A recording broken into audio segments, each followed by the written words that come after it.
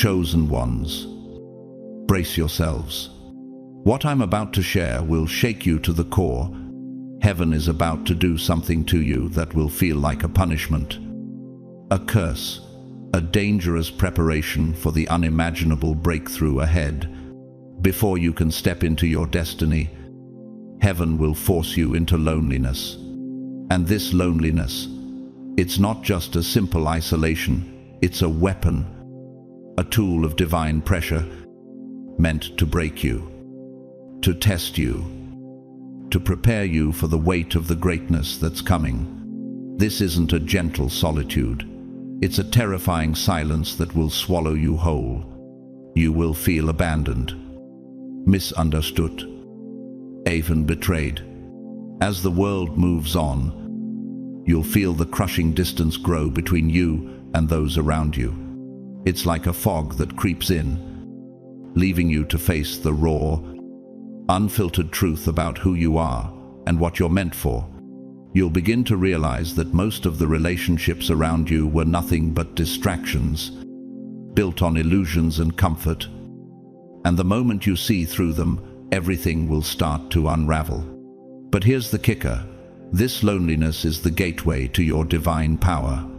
What looks like a curse is actually the most intense preparation for the explosion of purpose waiting to hit your life. The world may call it madness, but God calls it transformation. Are you ready for this divine storm? Comment 777 if you feel this storm brewing inside you. And thank you deeply for your super thanks. Stick around, because what follows will reveal why this pain is necessary and why it's only the beginning of something earth-shattering. God's chosen ones. Why heaven pushes you into loneliness before the breakthrough.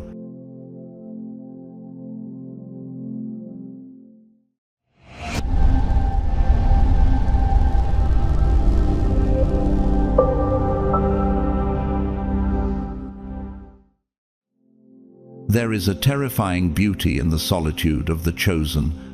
The masses crave noise, distraction, and shallow companionship to silence the aching emptiness of their souls. Yet those who have glimpsed something beyond refuse such counterfeit remedies. They do not cling or grasp. For as the prophet Isaiah declared, "In returning and rest you shall be saved. In quietness and in trust shall be your strength." Isaiah 30-15. What is strength if not the power to remain unmoved when the crowd trembles? These men and women see beauty in silence, grandeur in solitude, and majesty in the quiet chamber of the spirit, where truth breaks forth like dawn. But why does this serenity unsettle others so deeply? Could it be because the very presence of one who has shed illusions exposes how fragile their own scaffolding of lies truly is? To the unawakened mind, such people appear distant, perhaps even arrogant. Yet arrogance is not the absence of need. Arrogance is hunger disguised as pride.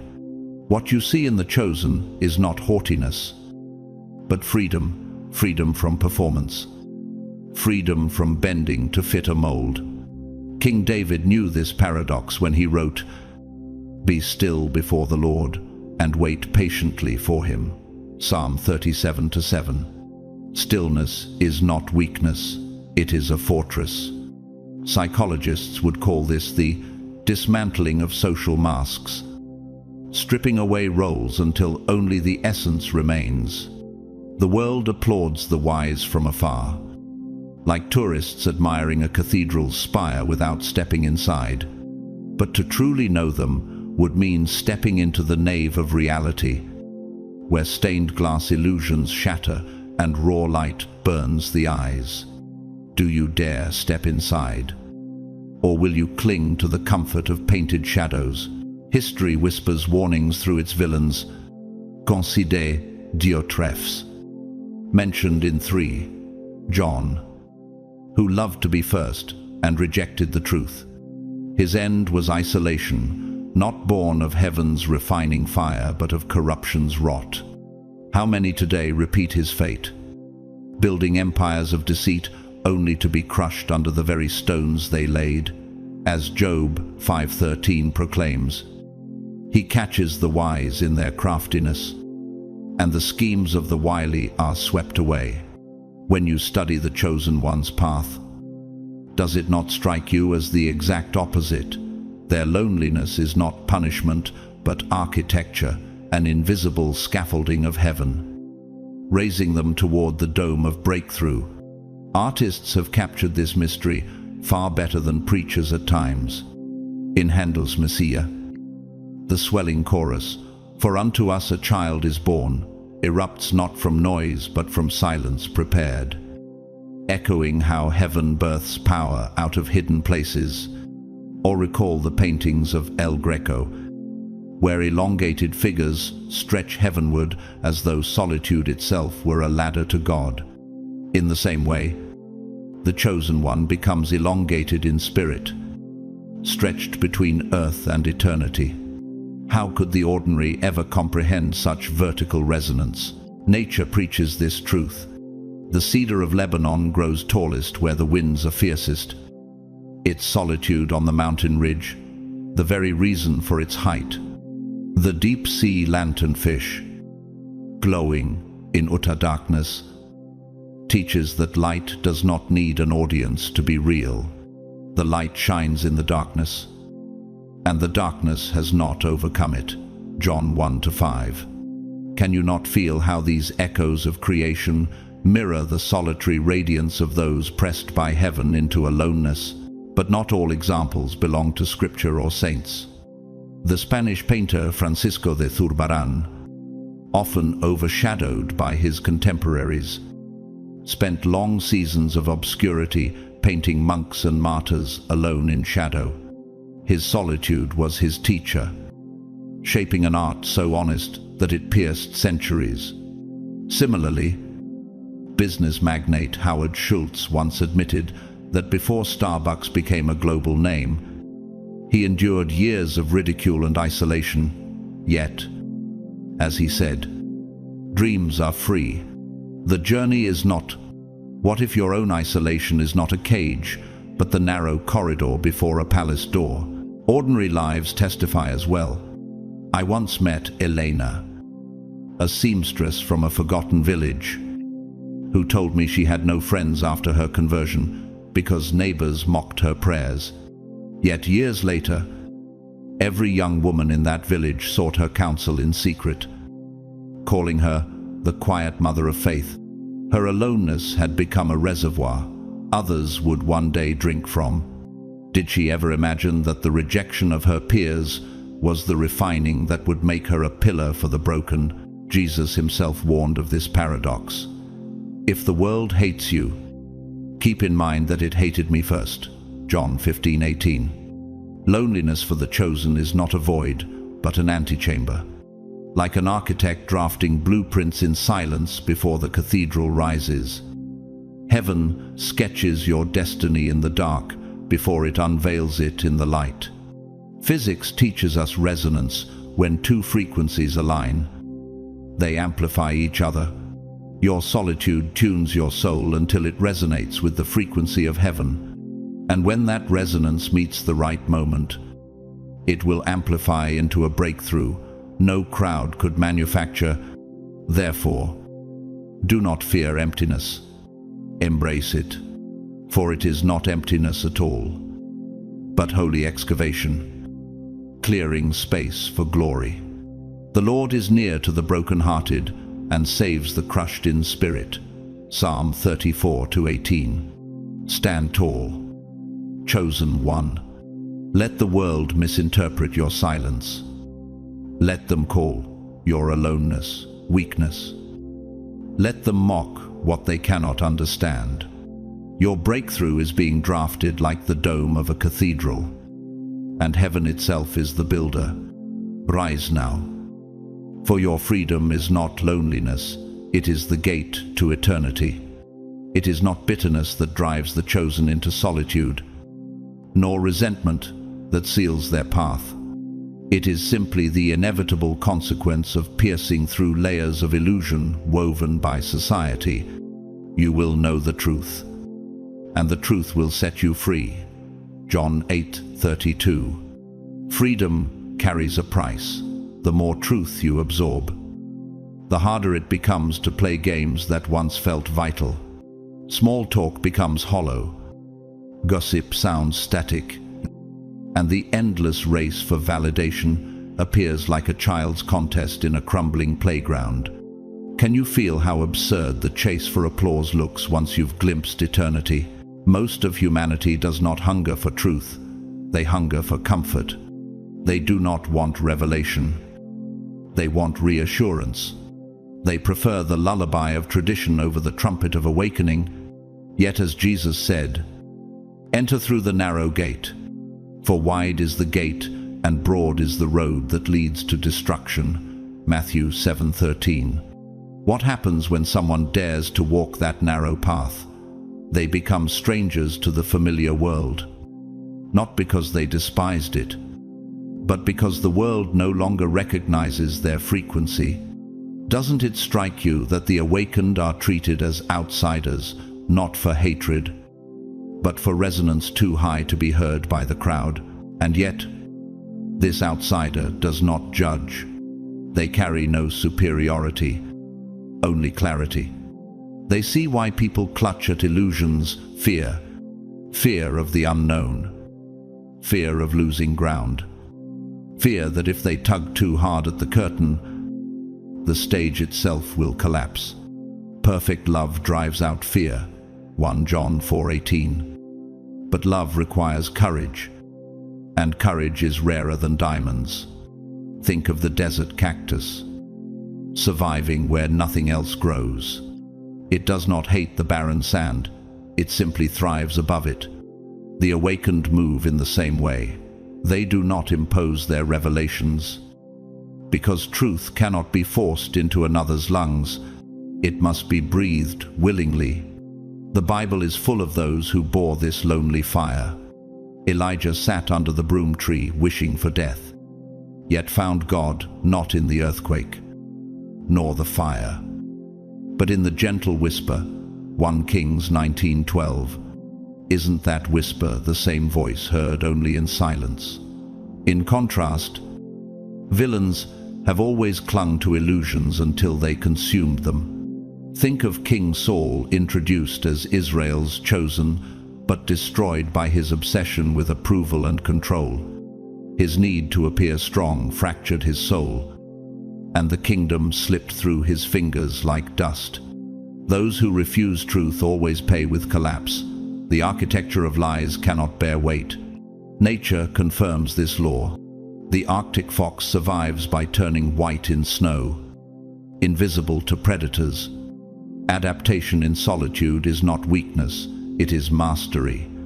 The awakened adapt in spirit, camouflaging from society's traps while carrying a fire. No camouflage can hide from heaven. The Lord is near to all who call on him, to all who call on him in truth.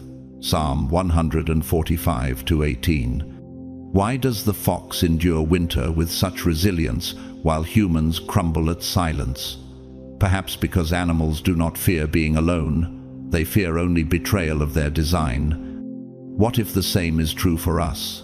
And so, the chosen carry on, their steps steady, their hearts unshaken. They are not here to prove themselves, but to live in alignment with what eternity has already written. Truth cannot be bartered or forced. It is a flame that must be chosen. For this reason, the call is clear. Do not run back to the comfort of the crowd. Do not drown yourself in their illusions. Rise instead into the stillness, for your solitude is not exile, it is consecration.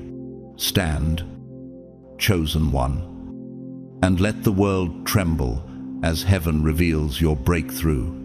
Those who awaken to truth do not waste breath arguing, because they know most hearts are not truly asking to be set free. They are only begging to be reassured. For the time will come when people will not put up with sound doctrine. Instead, to suit their own desires, they will gather around them a great number of teachers to say what their itching ears want to hear. 2 Timothy 4-3. Isn't that what we see everywhere? Crowds seek comfort instead of clarity, applause instead of alignment. The distance that forms between the awakened and the slumbering is not deliberate.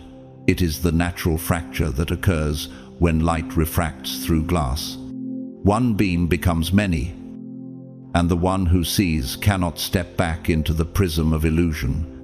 And the more one stands in this pure light, the more the shadows of the world shrink away in discomfort, leaving them isolated yet unshaken. Their silence becomes louder than the crowd's noise, and their stillness exposes the frantic pace of those still asleep. Friends begin to drift like continents on tectonic plates. Conversations that once felt effortless now echo like hollow chambers. As the Apostle Paul admitted, "For now we see through a glass, darkly." 1 Corinthians 13:12. But the awakened soul has pierced the veil. Should they then return to the old world, just to fit in, to pretend for the sake of fragile companionship? Can one willingly go back into chains once freedom has been tasted? The temptation whispers, but the awakened cannot obey it. For truth, once seen, cannot be unseen. Just as a cracked bell cannot be recast in silence, like tectonic plates grinding beneath the earth's crust, this separation may create earthquakes in relationships. Yet those quakes are proof that foundations are shifting into something new. Their absence from the old circles becomes a silent testimony, a constant reminder that another way exists, one that terrifies those who refuse to walk it. And yet, this separation is not born of coldness. The awakened often feel more love than ever before, a compassion that overflows without condition. Jesus described this paradox when he said, "Love your enemies, do good to them, and lend to them without expecting to get anything back." Luke 6:35. Love without expectation is a river that flows endlessly. But isn't it strange that unconditional love is the most misunderstood? People demand reassurance, demand that friendship bend into a mirror of their insecurities. But pure love is not a mirror, it is a fountain. The awakened learn to give without strings, and in doing so they reflect heaven's own nature. It is a current that cleanses even those who curse it. Yet many despise it because they cannot control it. Their resistance to such love reveals the poverty of their own souls. Like dry soil rejecting rain, it cannot absorb. Science itself testifies to this pattern. In physics, resonance occurs when one frequency vibrates in harmony with another, amplifying both. But when frequencies do not match, no matter how much energy is forced, harmony never comes. Is this not the hidden explanation for why awakened hearts find old conversations unbearable? The frequencies no longer resonate. In architecture, it is like trying to insert a Gothic arch into a modern steel frame. The forces do not align, and collapse becomes inevitable. The heavenly blueprint will not bend just to soothe human loneliness. This is why silence is not emptiness but calibration, like a violin string being tightened until it carries the exact tone the symphony demands.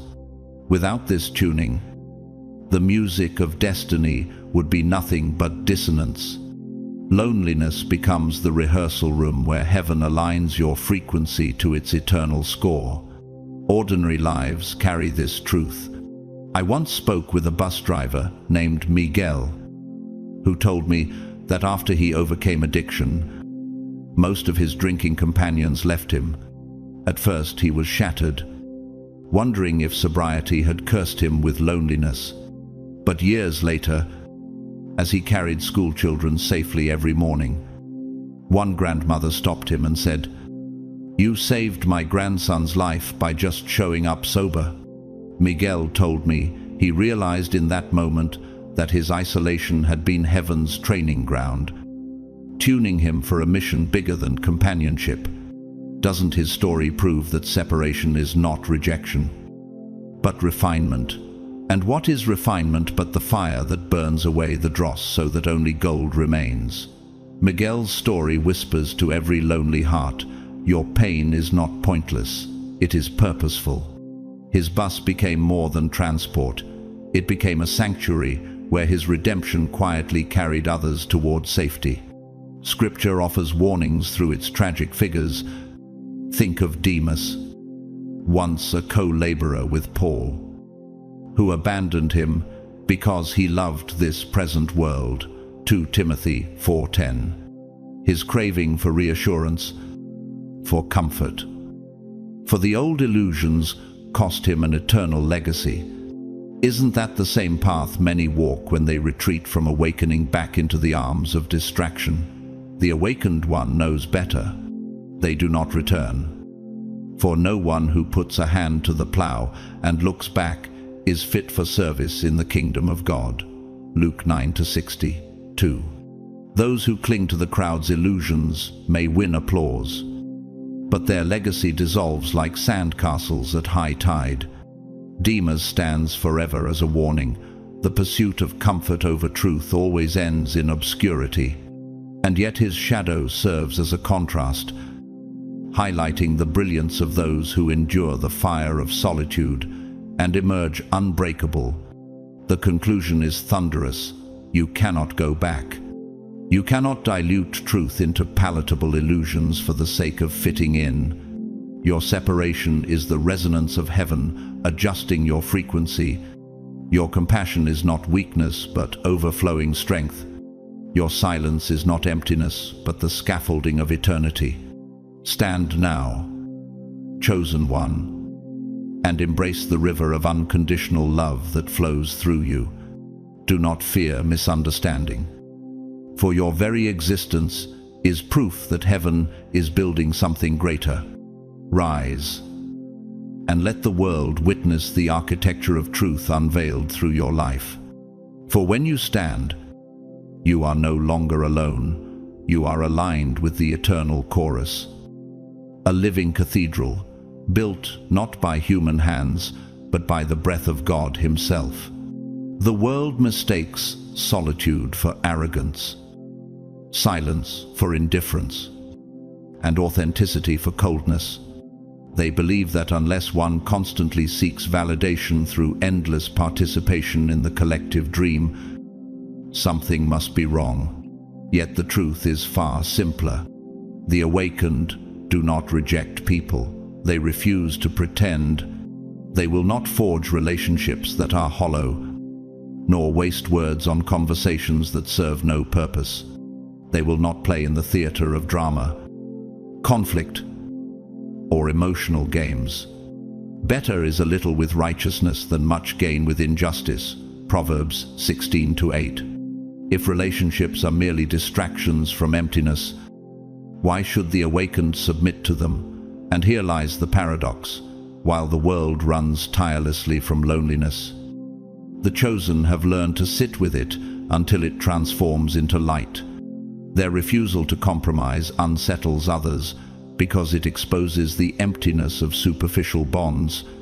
It is not arrogance, it is the courage to live without masks. For the chosen, solitude is not a prison to be feared, it is a sanctuary to be cherished. It is not loneliness, but peace. This is the great divide. While most flee from their own reflection, filling their days with noise, distraction, and frantic activity to drown the silence, the awakened sit within the silence and discover something astonishing.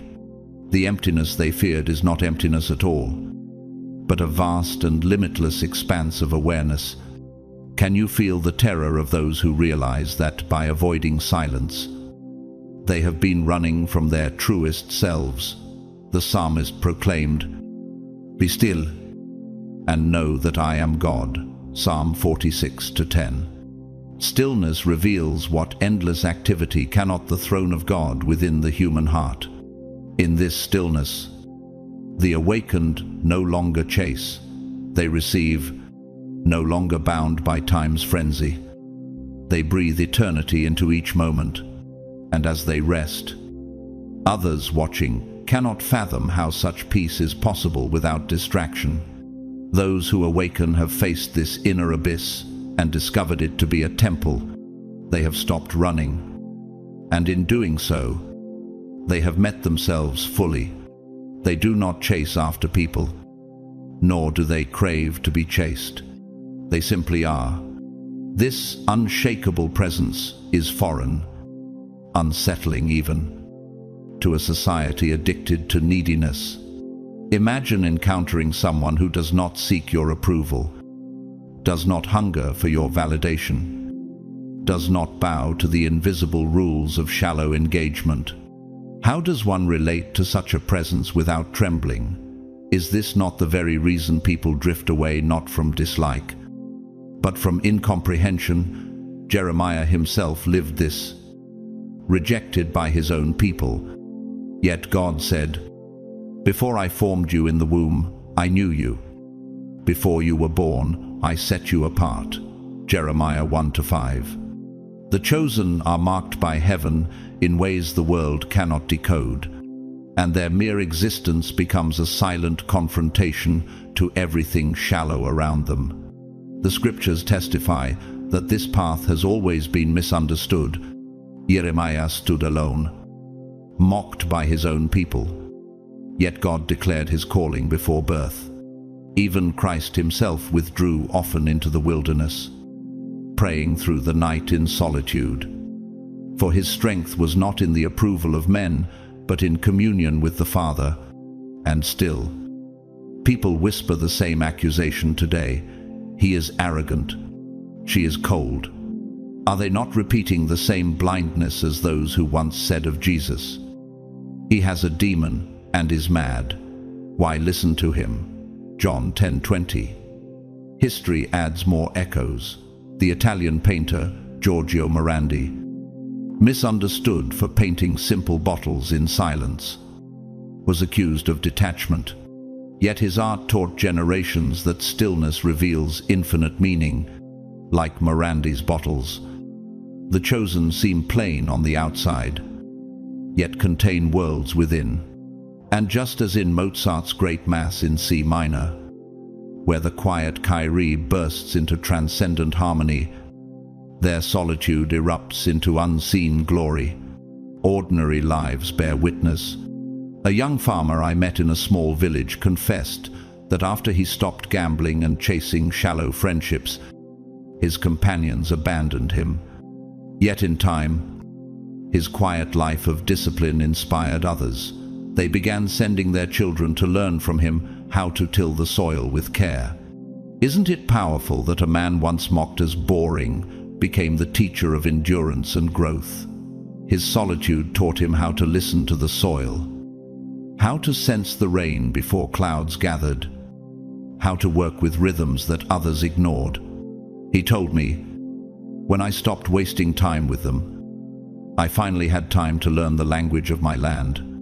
His story shows us that solitude is not a loss of connection, it is the restoration of deeper connections to life itself. And through his discipline, his silence became an inheritance for the next generation. But there have always been those who chose the opposite path, the villains of distraction. King Belshazzar of Babylon filled his halls with drunken noise, mocking God by drinking from the holy vessels of the temple. Yet Daniel records that suddenly the fingers of a human hand appeared and wrote on the plaster of the wall. Daniel 5-5. That night the kingdom was taken from him. His craving for noise over silence, distraction over reverence, ended in judgment. Is that not the inevitable end of those who cannot endure solitude? Belshazzar's feast was not strength, it was decay dressed in gold. And how many today drowning in endless noise, are writing their own destruction without realizing it. The silence they fear will one day be forced upon them, but by then it will be the silence of collapse. The conclusion is fierce and unshakable. Solitude is not exile. It is consecration. The awakened are not empty. They are overflowing with a fullness too great to be understood by those still bound to illusions. Stand, chosen one. Embrace the silence that terrifies others. Let your stillness become thunder. Your solitude, a cathedral not built with human hands. Rise and show the world that you need no approval, for heaven itself has already sealed you with eternal validation. And when you rise, the world will tremble, not because you sought their applause, but because heaven's resonance cannot be ignored. In the silent pact to pretend, the world finds its comfort. But the awakened refuse such agreements.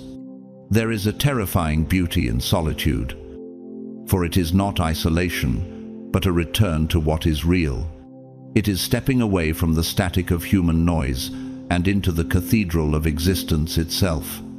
Here, life is lived without masks, without the suffocating demand to perform, without the endless need to be something for someone else. The Lord is my shepherd, I shall not want. He makes me lie down in green pastures. He leads me beside still waters. Psalm 20, 3-1, 2. Isn't that what the awakened have discovered, that silence is pasture and solitude is still water?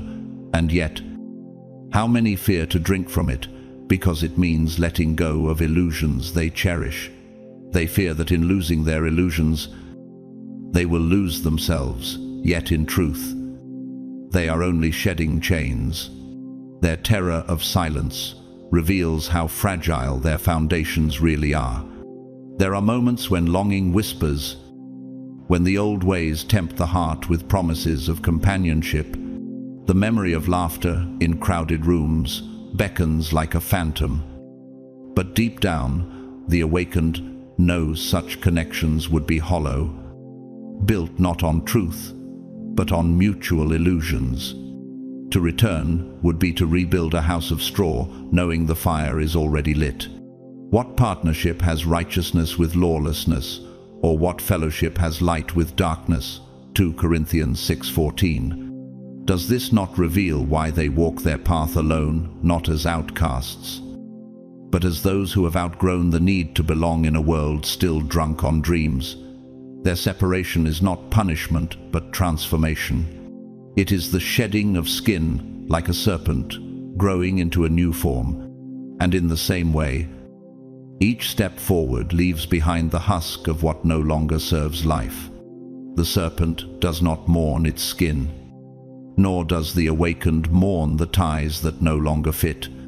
Most people assume friendships are formed through deep connection, shared values, and mutual respect. On the surface this appears true, but when the awakened look beneath the facade, they see something fragile. Relationships woven from shared illusions, agreements never to question, pacts never to disturb the dream. And when one dares to awaken, those bonds shatter like glass. Jesus warned of this when he said, "You will be hated by everyone because of me, but the one who stands firm to the end will be saved." Matthew 10:22. Isn't it haunting that loyalty often lasts only as long as the illusion is intact, like a spider's web? These bonds look intricate, but collapse with the first storm. And what is a friendship built on illusion but a mask two people agree to wear together? When one tears off the mask, the other recoils in fear, unable to face the unfiltered truth. Such relationships are like stage plays. The audience applauds, but the curtain must always stay closed. Nature itself proclaims this truth. The firefly glows not for company, but because light is its nature, even if no one watches. The radiance continues, The giant sequoia grows in silence for centuries, needing no applause, towering far beyond generations of men who come and go. And the awakened are the same, radiant without recognition, steadfast without validation. The light shines in the darkness, and the darkness has not overcome it. John 1-5. Do you not see how creation itself whispers the lesson most refuse to hear? The eagle soars alone, yet commands the skies. The deep-rooted oak stands unmoved through storms, yet shelters countless lives. Solitude is not weakness in nature, it is the breeding ground of majesty. The awakened walk the same path, bearing quiet strength the crowd cannot comprehend. But history's villains reveal the opposite fate. Caiaphas, the high priest who conspired against Jesus, clung to the illusion of power and the safety of Rome's approval. He silenced the truth for the comfort of the crowd. But his name is remembered not as a savior of Israel, but as the one who betrayed the Messiah. His desperate grasp for validation left him immortalized in shame. For what will it profit a man if he gains the whole world, yet forfeits his soul? Mark 8:36. Is this not the eternal warning? Illusions may secure applause for a moment, but they purchase despair for eternity.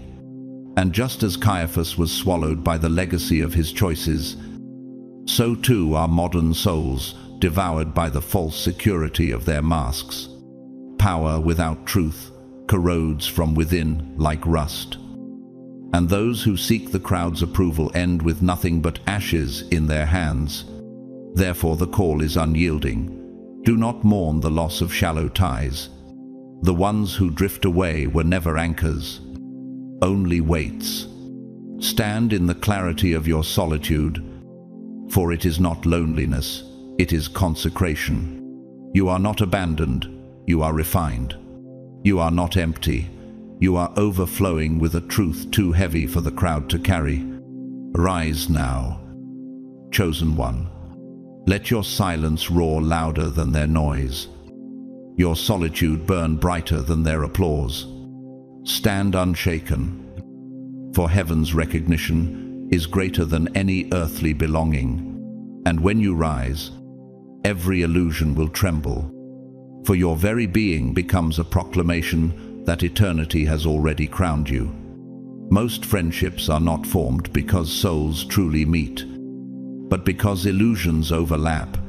People validate each other's beliefs, reinforce each other's fragile worldviews, and provide distractions from the questions they dare not face. For they loved human praise more than praise from God. John 12:43. Isn't that what we see in most relationships? A contract of mutual reassurance, a pact to ignore the abyss within. Human beings are indeed social creatures, yet beneath that longing for connection often lies a deeper fear, the fear of being alone with the echo of their own thoughts. They run from silence as if it were death itself, when in truth, silence is the womb of life. And if silence is the womb, then solitude is the cathedral in which new creation is born. But how many have the courage to step into that cathedral? Friendships are often constructed like architecture, without foundation walls of common interests, ceilings of shared routines, decorations of cultural habits. They look sturdy, but the materials are paper and plaster. Everyone who hears these words of mine and does not put them into practice is like a foolish man who built his house on sand. Matthew 7:26. When storms come, such houses collapse. Is this not why so many connections dissolve the moment one begins to awaken? To question reality is to shake the scaffolding that held the entire building together. Conversations once engaging now echo like empty halls. Dramas, once thrilling now, appear as stage plays in a theater of shadows. The awakened begin to notice the hollowness of the framework itself, and when they step out, Others cannot follow, for they are terrified that without illusion, nothing will remain. The one who begins to see beyond surface life naturally feels the old bonds unravel. It is not because they are incapable of love or friendship. On the contrary, their love grows deeper, more expansive, unshackled from need or validation. Above all, love each other deeply, because love covers over a multitude of sins. 1 Peter 4-8. Yet how strange it seems that unconditional love is so threatening to those who rely on reassurance. The awakened no longer cling to the same attachments, and this makes them incomprehensible to the crowd. Isn't it unsettling to meet someone who refuses to play the endless games of success and status? Their very presence questions the values of the room without a single word. And what is more terrifying for the unawakened than to be exposed in silence? Psychology might call this cognitive dissonance, but physics calls it resonance. When frequencies no longer align, harmony cannot exist. Is this not why conversations feel like static once awakening begins? Architecture reveals the same truth. A Gothic arch cannot rest on a weak foundation. If the geometry misaligns, collapse is inevitable. The awakened are like a recalibrated frequency, vibrating at a higher resonance, which causes the old bonds to crack under the strain. Do not be conformed to this world, but be transformed by the renewal of your mind. Romans 12:2.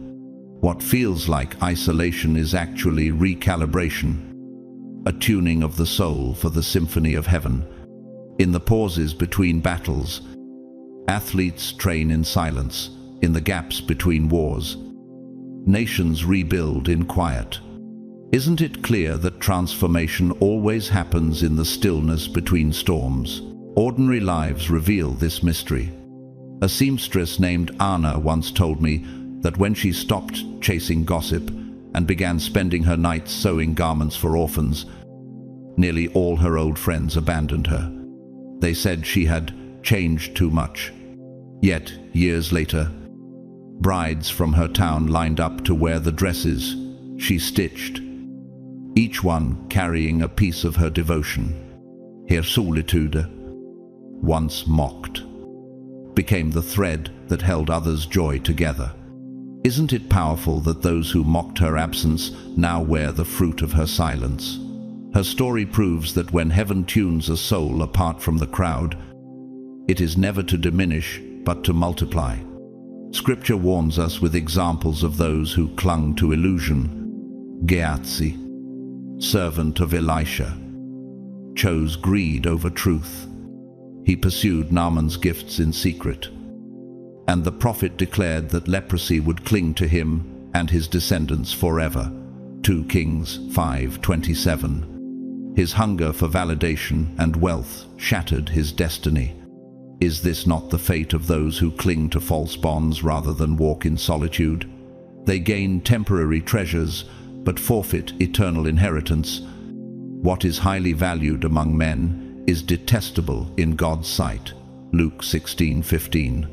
Illusions reward with applause, but truth rewards with eternity. The conclusion stands like thunder rolling across the heavens. Solitude is not your weakness. It is your sanctification. You are not abandoned. You are being rebuilt on a foundation that cannot collapse. You are not voiceless. Your frequency is being tuned to heaven's resonance. Stand, chosen one, and do not fear the unraveling of old ties. For every illusion that falls away is making space for a kingdom unshakable. Rise now, for you are the architecture of eternity, and your silence is the anthem of heaven. Human beings often bond not over truth, but over mutual illusions. In a silent contract, they agree to keep certain ideas alive: gossip, complaints, shared fears, shallow ambitions. People cling to these agreements because they believe belonging requires conformity, even when conformity destroys authenticity. Woe to the world because of the things that cause people to stumble. Matthew 18:7. But what happens when one awakens and no longer plays the game? What happens when someone stops viewing life as endless competition? When they refuse to measure their worth by applause or success? The fragile foundation of such friendships begins to crumble. And isn't it frightening for those still asleep to see one among them suddenly step out of the script? There is an unspoken rule. To belong, you must perform. You must echo the group's reality. You must agree to its unchallenged truths. If you dare to refuse, if you no longer find meaning in what entertains others, you become an outsider, not because you hate them, but because they no longer know how to relate to you. Do not be surprised. My brothers and sisters, if the world hates you, 1 John 3:13, the awakened often find themselves sitting in rooms where conversations feel like echoes of emptiness. Isn't it unsettling to realize how much of human talk exists only to fill silence, to avoid the mirror of one's own soul? People gossip to escape their own shadows. They complain about the world to avoid questioning their own choices. When one stops participating in these rituals of distraction, the crowd drifts away. Yet isn't that drifting proof that your frequency has shifted to another realm? At first, this solitude may sting. The loss of companionship can feel like rejection, like exile from the tribe. But over time, solitude reveals itself not as abandonment, but as purification. The stone the builders rejected has become the cornerstone. Psalm 118:22. The outsider discovers that rejection is in fact redirection, alone with silence. The awakened begin to sense eternity beneath the noise. Could it be that what feels like loss is the scaffolding of a higher architecture being built? Over time, what was unsettling transforms into serenity. The soul sees that heaven has not removed people as punishment, but cleared space for unshakable foundations. History whispers this same truth through unexpected lives. The writer Fyodor Dostoevsky, once condemned to death before his sentence was commuted, wrote that the soul is healed by being with children, yet much of his own life was marked by profound solitude, misunderstood and often ridiculed. He discovered through isolation the ability to expose the hidden sickness of society. Isn't this what happens to the chosen? Misread, mislabeled, yet secretly carrying truths too heavy for the crowd. And in sacred music, one hears this in Allegri's Miserere, where a single soaring voice rises above the choir, carrying silence into sound so holy that even centuries later, listeners weep. Such moments remind us, solitude is not silence, it is resonance with eternity. Ordinary life bears witness. A woman named Clara, once mocked for leaving her high-paying job to care for abandoned animals, told me, "At first I felt utterly alone, like I had destroyed my future. But over time, those animals taught me more about loyalty and love than people ever had." Years later, her shelter became a refuge for families across her city. Isn't it astonishing that the very solitude others scorned became the soil where her true calling grew? What appears as loss is often only the pruning before fruit. The scriptures also give us villains who clung to illusions. King Jeroboam, fearful of losing control of his people, built golden calves so they would not worship in Jerusalem. His need for validation birthed idolatry. And 1 Kings 13 records how his hand withered when he stretched it against the man of God. His downfall was not random, It was the natural collapse of a life built on illusion. Do not be deceived. God cannot be mocked. A man reaps what he sows. Galatians 6-7. Is this not a chilling warning for anyone tempted to return to the crowd's applause? The conclusion stands unshakable. Solitude is not your rejection. It is your coronation. What others call arrogance is your freedom. What they call loss is your liberation. But the Lord stood at my side and gave me strength. 2 Timothy 4:17. Rise. Chosen one. Do not fear the unraveling of shallow ties. Let your silence thunder louder than the world's noise. And let your solitude become the sanctuary where heaven unveils your destiny. Beyond the illusions that once glued shallow friendships together lies a painful truth. Most people desire to be heard, but almost none want to truly listen. Most crave support, but recoil. When challenged, they surround themselves with those who soothe, not those who sharpen.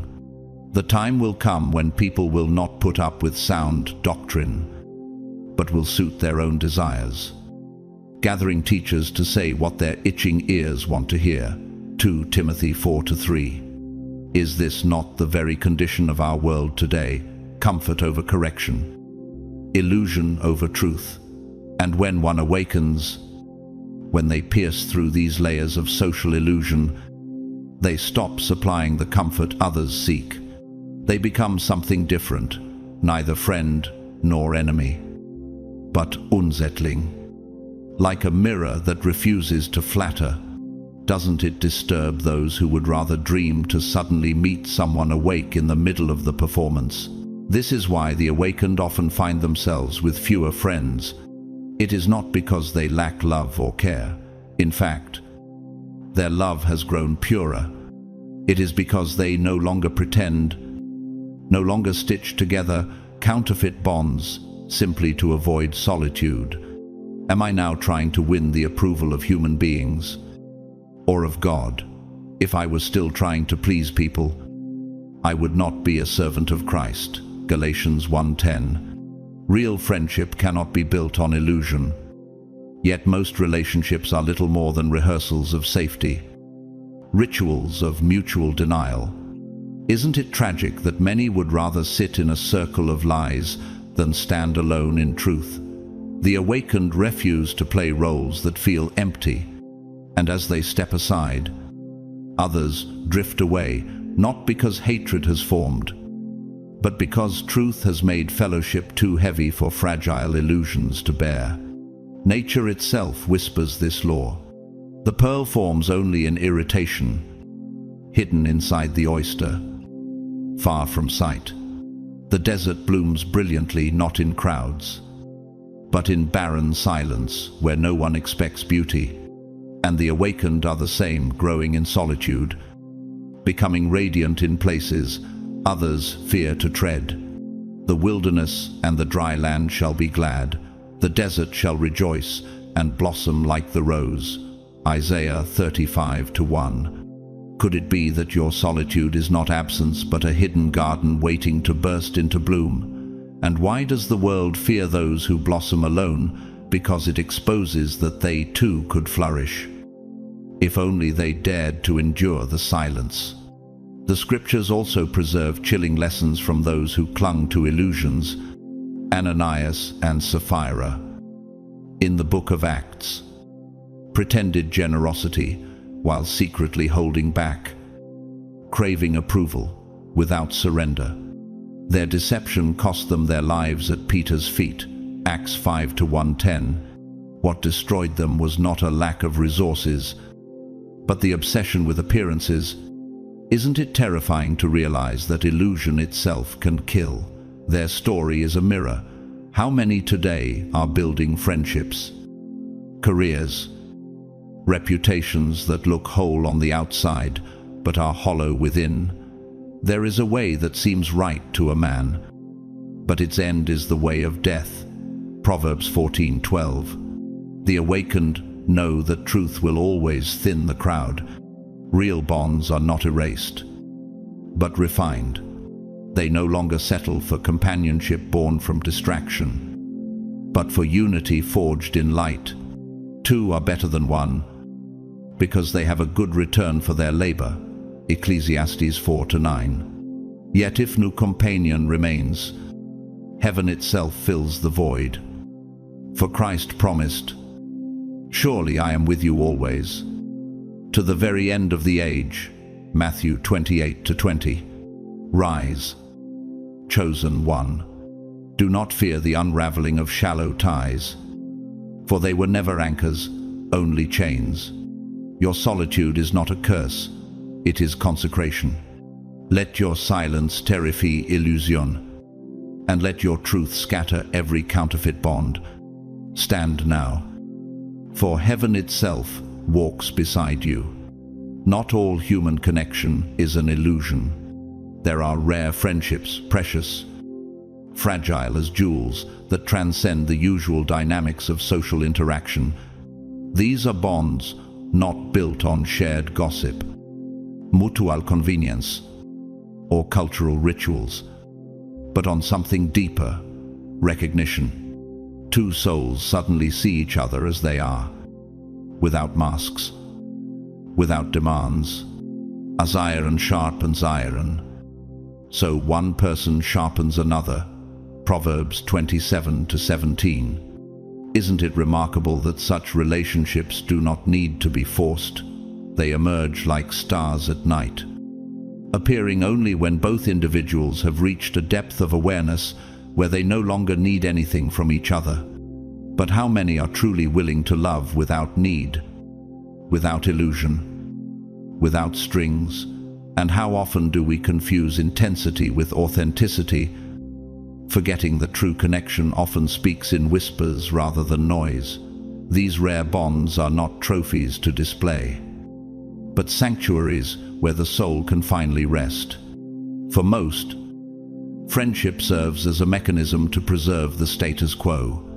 Bonds are built on convenience, shared distractions, and silent agreements never to disturb reality too deeply.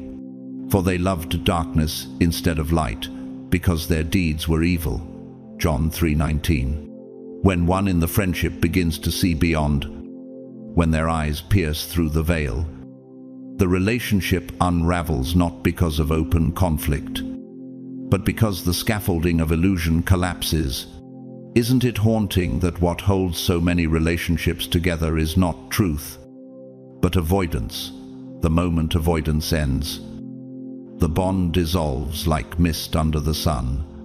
And yet, is it not better for false ties to dissolve than to live chained to shadows?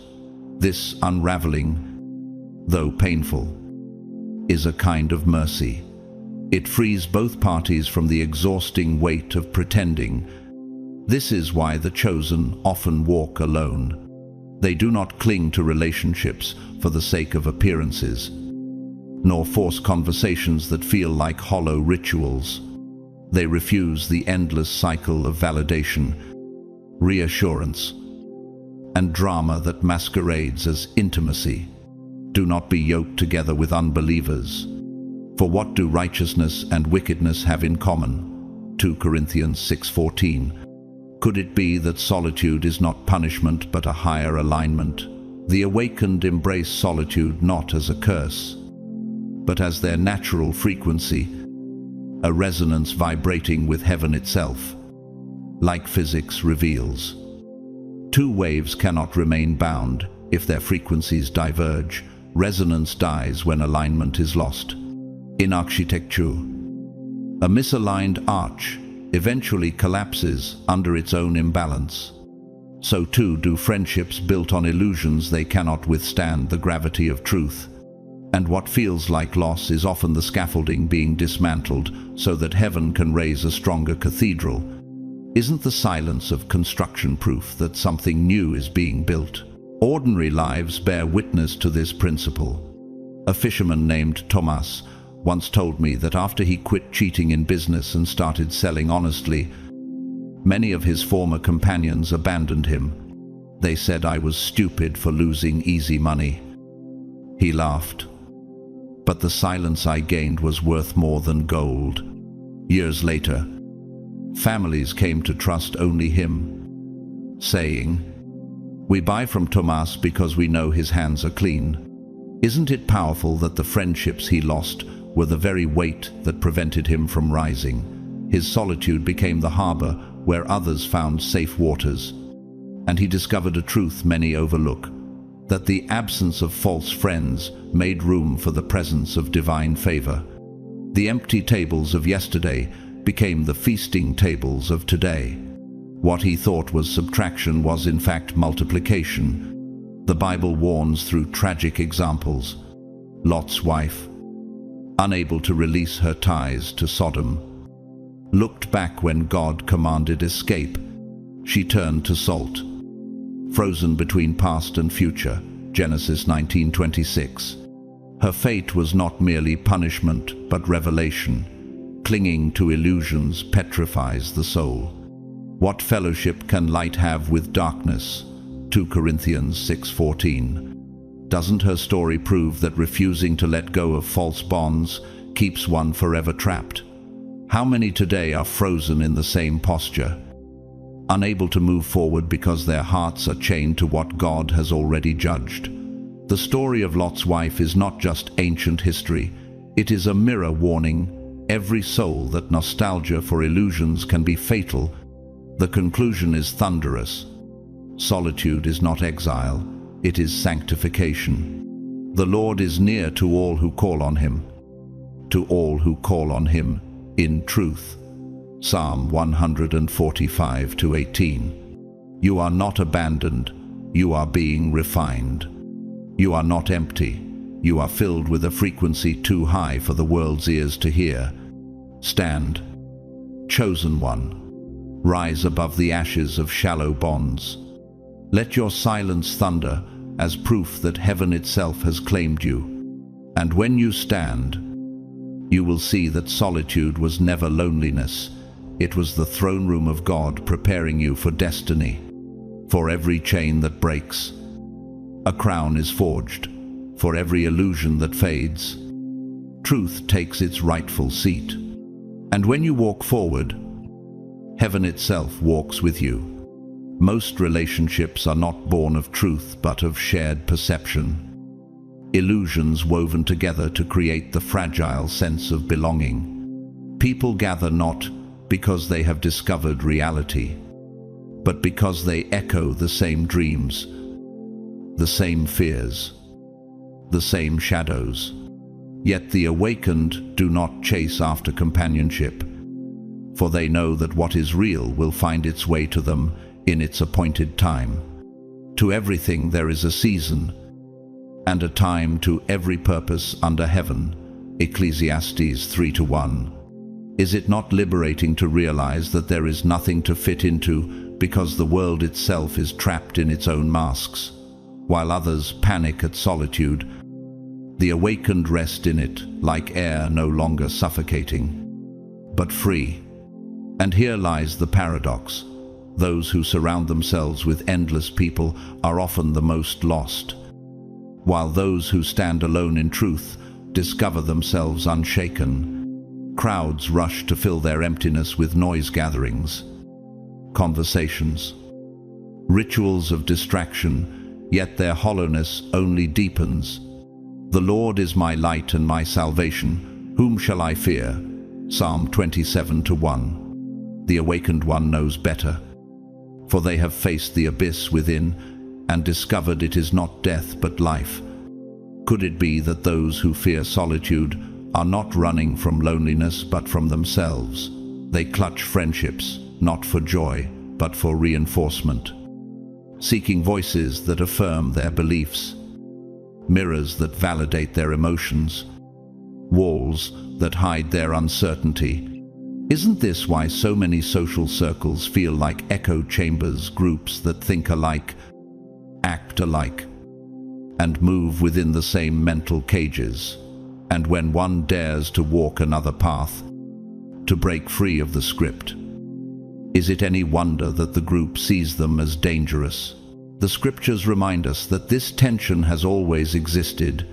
Jesus declared, "If you were of the world would love you as its own, but because you are not of the world, therefore the world hates you." John 15:19. Those who diverge from the norm unsettle the foundations of collective illusion. They disrupt the silent contract to never question, never dive deeper, never disturb the fragile balance. To step away is to expose the weakness of what others cling to. Isn't it unnerving that one person's freedom feels like a threat to another's comfort? The chosen know that truth does not require the crowd's applause. Instead, their silence becomes judgment.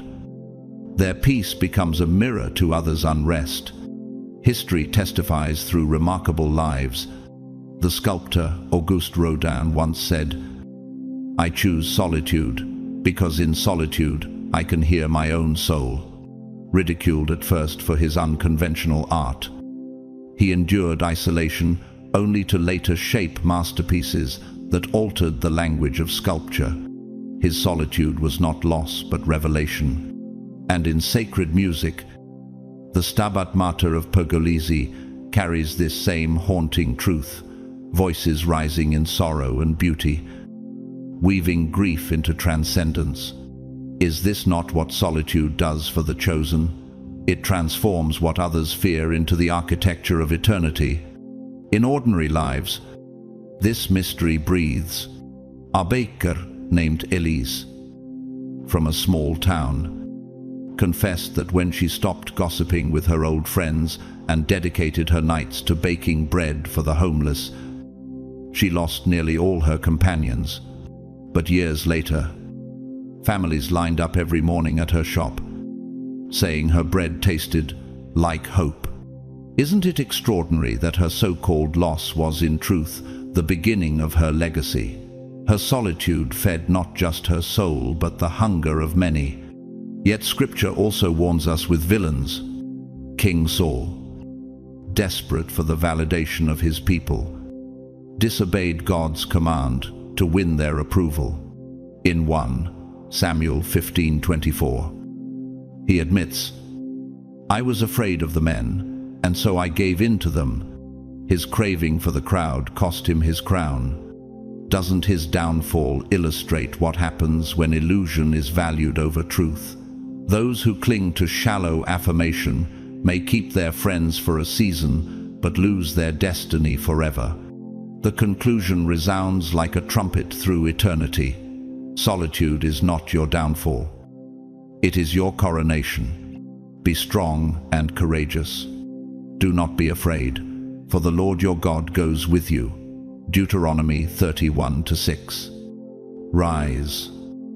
Chosen one. Do not mourn the circles that dissolved, for they were never your anchor. Let your silence speak louder than their noise. And let your solitude declare that you belong not to the shifting crowd, but to the unshakable kingdom. When the awakened step outside the invisible framework of illusion, their very presence becomes a silent challenge. They do not need to speak, for their being itself exposes the fragility of the system others have unconsciously agreed to uphold. Have I now become your enemy by telling you the truth? Galatians 4:16. Isn't it striking that people are drawn to what is familiar, not because it is true, but because it reassures them? And when someone no longer participates in the play, they suddenly appear as an anomaly, impossible to categorize, impossible to tame. This alone unsettles those who crave the safety of sameness, for truth carries an energy that the crowd cannot domesticate. In every social circle, there exists an unspoken contract. We will support each other's views, reinforce each other's narratives, and maintain our shared illusions. But the moment one refuses to sign this contract, the balance shatters. Do not conform to the pattern of this world, but be transformed by the renewing of your mind. Romans 12:2. Isn't this why the awakened feel both free and alien? Their refusal to echo the emotional rituals of the group is not rebellion, it is revelation. They no longer seek validation from borrowed voices, nor do they bow to the idols of belonging. And yet, isn't it strange that this quiet refusal feels more dangerous to the crowd than open hostility? For silence rooted in truth is louder than the chorus of lies.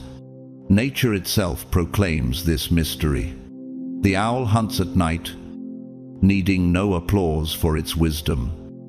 Yet every creature in the forest feels its presence. The coral reef flourishes unseen beneath waves, building cities of beauty while storms rage above. And the awakened are the same, thriving outside the spotlight. Unseen, yet undeniable. The light shines in the darkness, and the darkness has not overcome it. John 1-5. Doesn't creation itself prove that true power often operates outside the gaze of the crowd? The eagle does not seek the flock, it commands the sky alone. The redwood tree stretches upward for centuries, unmoved by the shifting grasses below. In the same way, those who awaken towers in silence, unshaken by the winds of approval. But the Bible warns us through villains who clung to illusions.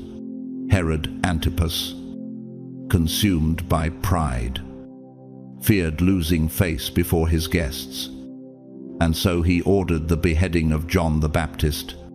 His thirst for validation chained him to public opinion, and his name is remembered not for greatness but for blood-stained cowardice. Mark 6:26-28. Isn't it terrifying that the fear of rejection led him to destroy the prophet who carried God's truth? His story reveals the deadly cost of living for the approval of others. The fear of man will prove to be a snare, but whoever trusts in the Lord is kept safe. Proverbs 29-25. Illusion may preserve reputation for a night, but it always demands the soul by morning. This is why detachment is the chosen one's crown. To walk away from the unspoken contract of illusion is not to lose life, it is to reclaim it. Blessed are those who are persecuted because of righteousness, for theirs is the kingdom of heaven. Matthew 5:10. Stand now. Chosen one, do not shrink back into the cycle of approval. Let your very presence disrupt their fragile patterns. Let your solitude echo like thunder in the chambers of deception. Rise, for heaven has marked you, and no structure of illusion can contain you. When the awakened finally break free from the need for validation, they dismantle the very game most people are deeply invested in. They no longer strive to win arguments, nor feel the compulsion to prove their worth through applause. Recognition and approval lose their grip, for their energy shifts from external validation to internal peace. The peace of God, which transcends all understanding, will guard your hearts and your minds in Christ Jesus. Philippians 4-7. Isn't it astonishing that what the crowd calls indifference is often the deepest freedom? This shift makes them incompatible with the fragile scaffolding of social dynamics, where identity is glued together by others' opinions. Yet who dares to question whether the glue itself is poison? Validation is the invisible currency of most relationships. People seek friends who comfort them, who mirror back their identity, who reassure them in moments of doubt. They have healed the wound of my people lightly, saying, "Peace, peace," when there is no peace. Jeremiah 6:14. When one no longer trades in this false currency, they are perceived as cold, uninterested, even arrogant. But isn't the real arrogance clinging to illusions and demanding others to validate them? To stop feeding the patterns of reassurance is not cruelty, it is the truth, and truth always unsettles. Doesn't this explain why the awakened often find themselves misread by those still addicted to comfort? Imagine a group bound by a constant cycle of validation conversations built on mutual complaints, collective désir, and endless affirmations. Now imagine one among them who no longer reacts as expected. They listen, but they do not echo the drama.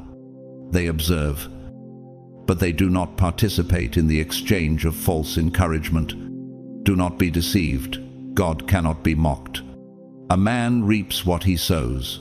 Galatians 6-7. Doesn't this prove that when validation is the seed, emptiness will always be the harvest? The awakened break the pattern, and their stillness exposes the frenzy of those still trapped. Could it be that what others call judgment is simply the reflection of their own insecurity?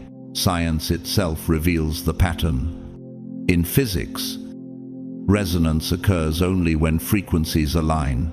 When they diverge, the system collapses into discord. Is this not why conversations once familiar now feel like static to the awakened? In psychology, this is cognitive dissonance, the discomfort when reality collides with illusion. And in architecture, a misaligned keystone causes the entire arch to fail. No matter how beautiful its carvings, the awakened are like keystones replaced by heaven's design. They no longer fit the counterfeit arch. So the old structure shakes. You also, like living stones, are being built into a spiritual house. 1 Peter 2-5. Isn't the shaking proof that heaven is building something greater? In ordinary life, this truth shines. Rosa, a retired nurse from Lisbon, once shared that after she stopped indulging in gossip at her local cafe, many friends drifted away. They said I had grown too serious. She smiled, but I discovered silence healed me more than chatter ever could. Years later, neighbors came to her, not for gossip, but for counsel, calling her the quiet anchor of their street. Isn't it powerful that what others mocked as distance became the very thing that drew them back when storms came? Her solitude was not rejection, it was refinement. But Scripture warns us through those who could not abandon validation. King Ahab, manipulated by Jezebel and desperate for approval, allowed idolatry to flourish in Israel. In 1 Kings 21, his obsession with reputation and possession drove him to covet Naboth's vineyard. Ending in judgment, his downfall was not merely about land, but about the illusion that people's praise mattered more than God's command. The fear of man lays a snare, but whoever trusts in the Lord is safe. Proverbs 29-25. Isn't it terrifying that the hunger for validation can corrupt even a throne? Those who live for approval will always die by its absence. The conclusion is fierce. Breaking free from validation is not arrogance, it is alignment with eternity. If God is for us, who can be against us? Romans 8:31. Rise, chosen one. Refuse to trade your soul for applause. Let your silence reveal the falsehood of their noise. Let your stillness dismantle the fragile contracts of illusion. Stand unshaken, for heaven's validation thunders louder than any human voice. And when you stand, the world will know you were never distant. You were always aligned. When people encounter someone who no longer plays the game of validation, they often feel exposed, as though a hidden mirror has suddenly revealed their dependence on external approval. Instead of embracing this presence as an invitation to grow, they distance themselves, running toward voices that will continue to soothe their fragile sense of identity. For they loved human praise more than praise from God. John 12:43. Isn't it haunting that the absence of validation creates more discomfort than the presence of lies? It is not that truth harms, it is that truth unmasks. And who dares face the reality that their sense of self has been built on the reflections they borrow from others? When the awakened refuse to participate in this endless cycle, they leave behind a void that most would rather avoid than explore. Better is open rebuke than hidden love. Proverbs 27:5. Isn't this the reason those who walk the path of awareness often find themselves alone, not because they lack compassion, but because they no longer feed the machinery of illusion? They no longer offer the rehearsed reassurances or mirror back identities that others desperately cling to. Their presence becomes a space of neutrality, a quiet understanding, a deep stillness that unsettles those addicted to noise. Could it be that such stillness feels like judgment only because silence reveals what words once concealed? Most people do not seek truth in relationships, they seek comfort, familiarity, recognition, and the reinforcement of what they already believe. The heart is deceitful above all things, and desperately sick. Who can understand it? Jeremiah 17:9. The moment someone stops providing this comfort, they are labeled cold, distant, or arrogant. Isn't it strange that the one who refuses to lie is accused of cruelty, while those who coddle illusions are celebrated as kind? This paradox of awakening is the crucible every chosen one must walk. The more you see, the less you need, and the less you need, the less the world knows how to categorize you. Doesn't this explain why the prophets were always rejected, not for hatred, but for truth too heavy to be borne? History whispers through voices of art. The Italian painter Caravaggio lived a turbulent life, often misunderstood and even despised. Yet, in his chiaroscuro masterpieces, he revealed divine light, piercing human darkness. His work unsettled the powerful because it exposed shadows they preferred hidden. In the same way, the awakened carry a radiance that terrifies those who live by illusion. And in music, one hears the echo in Mozart's Requiem, moments of silence breaking into thunderous harmony, reminding us that death of illusion is not the end, but the birth of something eternal. Is this not the very sound of awakening, the silence that becomes symphony? Ordinary lives confirm this mystery. A young teacher named Matteo once shared that when he stopped inflating students with empty praise and began challenging them to think for themselves, many parents accused him of being too harsh. Yet years later, those same students returned, thanking him for awakening their minds. Isn't it extraordinary that what was once rejection became gratitude, that what was once scorn became legacy? His refusal to feed illusions created discomfort, but discomfort birthed transformation. The scriptures also record villains who clung to validation. King Saul confessed, "I have sinned. I violated the Lord's command and your instructions. I was afraid of the men, and so I gave in to them." 1 Samuel 15:24. His downfall was not only disobedience, but the desperate need for approval. Isn't it terrifying that the need for validation cost him his crown? Saul teaches us that illusions may gain applause for a season, but they always demand destiny as payment. The conclusion is thunderous. Solitude is not exile, it is consecration. The stone the builders rejected has become the cornerstone. Psalm 118:22. Rise, chosen one. Do not grieve over what has drifted away. Let your silence thunder. Let your neutrality become fire.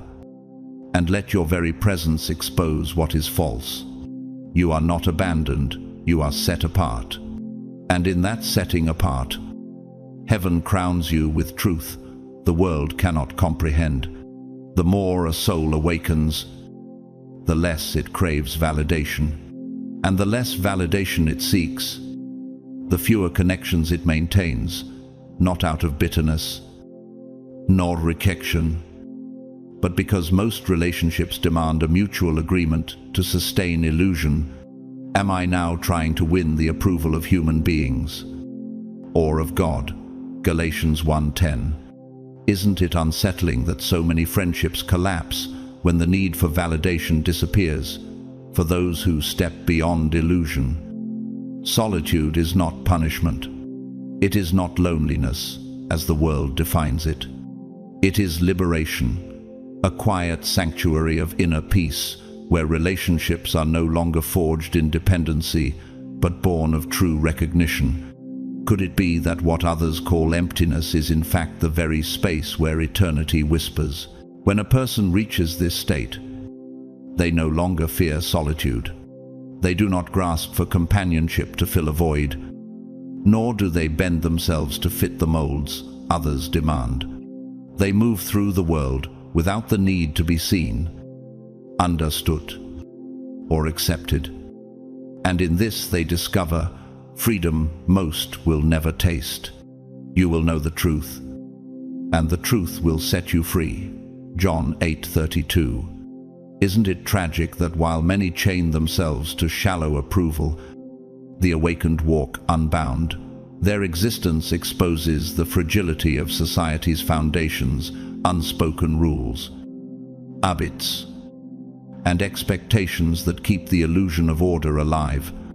The awakened, by breaking this cycle, destabilize the architecture of false security. And is it not true that disruption often reveals what was already crumbling beneath the surface? Society thrives on predictability, when behaviors align, when words echo familiar scripts, when interactions follow the choreography of expectation. This predictability creates comfort, a sense that the world is controlled, orderly, safe. But the moment someone lives outside these patterns, they become an anomaly, an unclassifiable force. Do not be conformed to this world, but be transformed by the renewing of your mind. Romans 12:2. Doesn't it disturb the crowd that one person's freedom can dismantle the fragile balance of their illusions? The awakened embody a living contradiction, present but not compliant, engaged yet not enslaved. Their very being is a crack in the facade of normality. Nature echoes this law. The lone wolf, though cast out of the pack, sharpens its instincts and often becomes stronger than those who remained bound. The cactus in the desert thrives without constant rain, its hidden reservoirs sustaining it through drought, while weaker plants wither in dependence, and the awakened mirror these truths, self-sustained, resilient, alive in terrains where others cannot survive.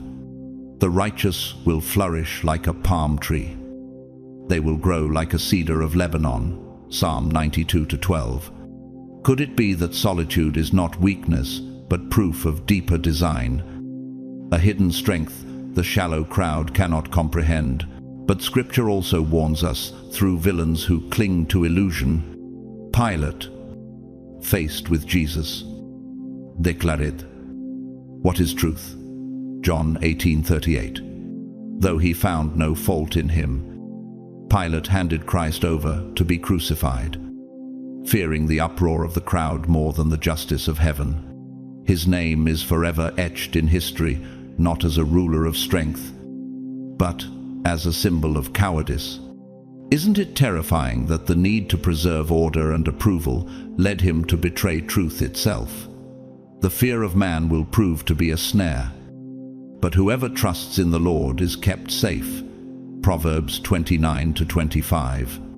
Pilate's story is not ancient, only it is a mirror for all who silence their conscience to keep peace with the crowd. The conclusion is unshakable. Solitude is not exile, it is empowerment.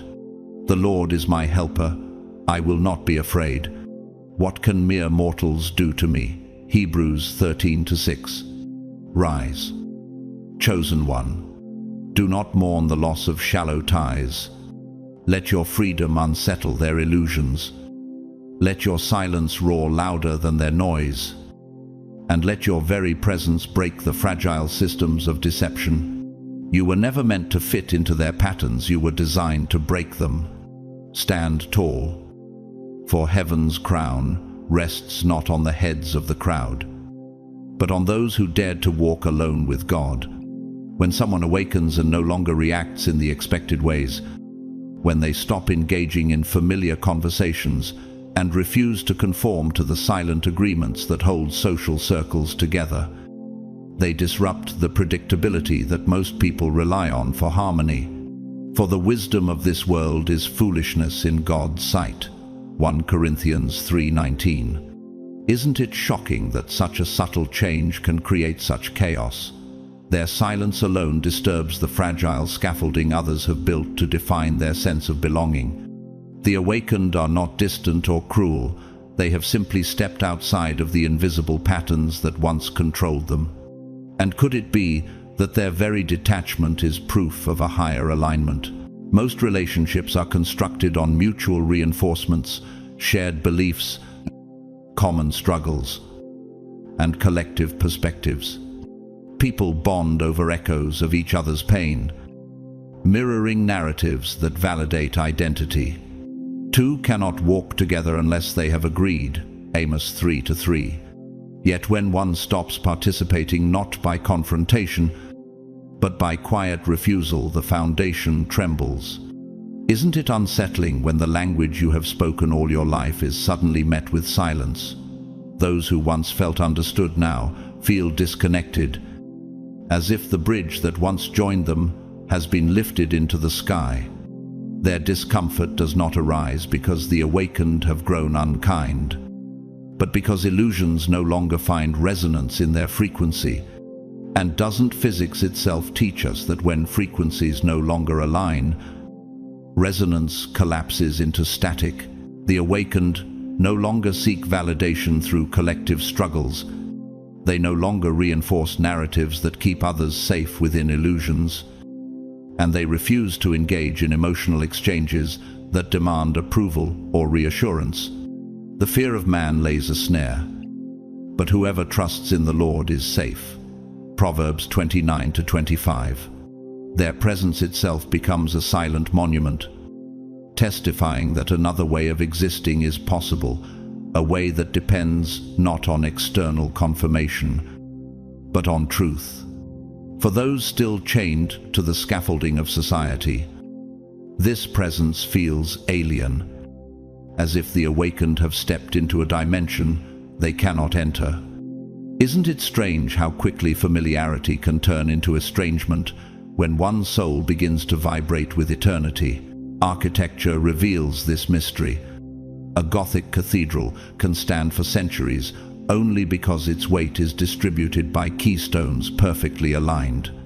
If one keystone is removed, the entire structure quakes. In the same way, when the awakened withdraw their participation, the social architecture trembles. Psychology names this cognitive dissonance, but heaven calls it unveiling. Do not be conformed to this world, but be transformed by the renewing of your mind. Romans 12:2. Isn't the trembling proof that the old structure was never as solid as it appeared? Ordinary lives testify. A seamstress named Lucia, from a quiet village, once stopped joining her neighbors in their daily gossip circle. At first, they mocked her for being too serious. Yet, in her solitude, she began sewing garments for the poor. And soon people traveled from distant towns to seek her work, saying her clothes carried a peace that felt alive. What her neighbors called distance was, in truth, her doorway to purpose. Isn't it powerful that the very silence they rejected became the song that carried her name beyond her village? Scripture also warns us with stark examples. Demas, once a co-laborer of Paul, abandoned the mission because he loved this present world. 2 Timothy 4:10. His craving for comfort and familiarity pulled him back into the crowd, and history remembers him not as a builder of the church, but as one who walked away. Isn't it terrifying that clinging to illusion can erase a destiny so divine? What fellowship can light have with darkness? 2 Corinthians 6:14. Demas's story stands as a reminder that the need for approval may grant temporary belonging, but it always steals eternal purpose. The conclusion thunders: solitude is not abandonment, it is consecration. The Lord is near to all who call on him, to all who call on him in truth. Psalm 145:18. Rise, chosen one. Do not grieve over those who no longer walk beside you. Let your silence testify. Let your presence disrupt. And let your solitude roar with heaven's frequency. You were not made to fit their fragile frameworks. You were designed to carry the architecture of eternity. Stand now, for the kingdom waits on your courage. As relationships begin to fade, the shared connection that once brought comfort often dissolves into silence. Rather than question their own dependence on fragile structures, many people distance themselves from the one who no longer plays along. This distancing is rarely announced. It happens subtly. Conversations shorten, invitations dwindle.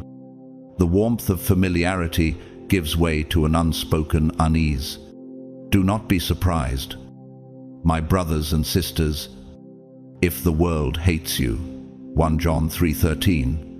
Isn't it striking that absence alone can feel like condemnation to those who live on constant reinforcement? The awakened see this shift not as betrayal, but as a natural consequence of no longer submitting to illusions. For them, there is no urge to resist or to force what no longer holds meaning.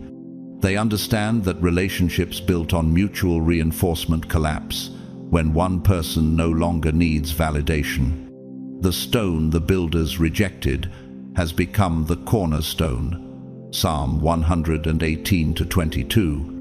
Could it be that solitude, so feared by many, is not rejection but transformation? What others mourn as loss, the awakened embrace as freedom, the revelation that no soul truly needs the applause of the crowd to breathe. Isn't this why prophets of old often walked alone, misunderstood, yet filled with unshakable strength?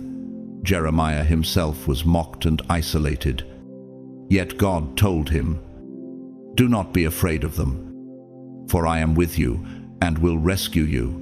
Jeremiah 1:8. This solitude is not a void to be filled, nor a wound to be numbed. It is a space of being, where interactions flow not from unconscious agreements, but from genuine resonance. Friendships may still exist, but they are rare, no longer born of necessity, but of recognition that transcends social constructs. Deep calls to deep in the roar of your waterfalls. Psalm 42:7. Isn't it astonishing that when illusions fall away, the connections that remain shine brighter than gold? These friendships are not transactional, they are eternal. Like sparks of divine alignment in a darkened world, history outside Scripture testifies to this truth. The philosopher Søren Kierkegaard, often dismissed in his own lifetime, wrote that the crowd is untruth. He endured ridicule and solitude, yet his writings later shook the foundations of theology and philosophy. His solitude was not loneliness, it was the crucible of his calling. And in sacred art, one hears this same paradox in Pergolesi's Stabat Mater, voices rising in sorrow and beauty, carrying grief beyond human borders into eternity. Isn't it haunting that what many feared as emptiness became the birthplace of divine resonance? Ordinary lives echo this law. Elena, a florist from a small village, once shared that when she stopped joining the endless gossip of her peers, She was quietly excluded. But in that solitude, she began tending her garden with greater devotion, and soon her flowers became renowned across the region for their vibrancy. She told me, "I thought I had lost friends, but I gained a garden that spoke back to me." Isn't it extraordinary that the solitude others scorned became the womb of her flourishing? Yet Scripture also reveals the tragedy of those who refuse transformation. Lot's wife, unable to release her grip on Sodom's illusions, looked back and was turned into a pillar of salt. Genesis 19:26. Her longing for familiarity chained her between past and future, frozen forever. Isn't it terrifying that clinging to the familiar can cost not just progress, but life itself? For where your treasure is, there your heart will be also. Matthew 6:21. The lesson is clear. Those who worship comfort cannot inherit freedom. The conclusion roars like thunder over the ages. Solitude is not exile, it is consecration. Be strong and courageous. Do not be afraid, for the Lord your God goes with you. Deuteronomy 30:1-6. Rise, chosen one. Do not weep over the fading of shallow ties. Let your silence preach louder than their words. Let your solitude reveal your strength, and let your very life testify that freedom is not found in belonging, but in becoming. Chosen one. Now you see, loneliness was never meant to break you. It was meant to build you. The silence that surrounded you was not rejection. It was preparation. Heaven isolates what it intends to elevate, and the very solitude that felt like exile was, in truth, the womb of your destiny. For I know the plans I have for you, declares the Lord. Plans to prosper you and not to harm you. Plans to give you hope and a future. Jeremiah 29:11. When God removes the noise of the crowd, it is so you can finally hear his voice. When he allows doors to close, it is because he is leading you to the one door that no man can shut. Loneliness before breakthrough is not punishment, it is refinement. A divine stripping away of what cannot go with you into the next season. The wilderness always comes before the promised land. The silence always precedes the song. And now, I invite you to stand strong. If this message has spoken to your heart, don't keep it to yourself. Share it with someone who is walking through their own season of isolation. Like this video. Leave a comment below and tell us how God is speaking to you. And make sure to subscribe so you don't miss the next word of encouragement that heaven has prepared. To those who have supported this channel through super thanks, and to those who stand with us simply by watching and praying, I thank you deeply. You are part of this divine work, and your presence matters. I bless you now. May the Lord cover you with peace in your solitude, strength in your struggle, and joy in your breakthrough. May your loneliness turn into the loudest testimony of God's faithfulness, and may you walk forward knowing you were never truly alone.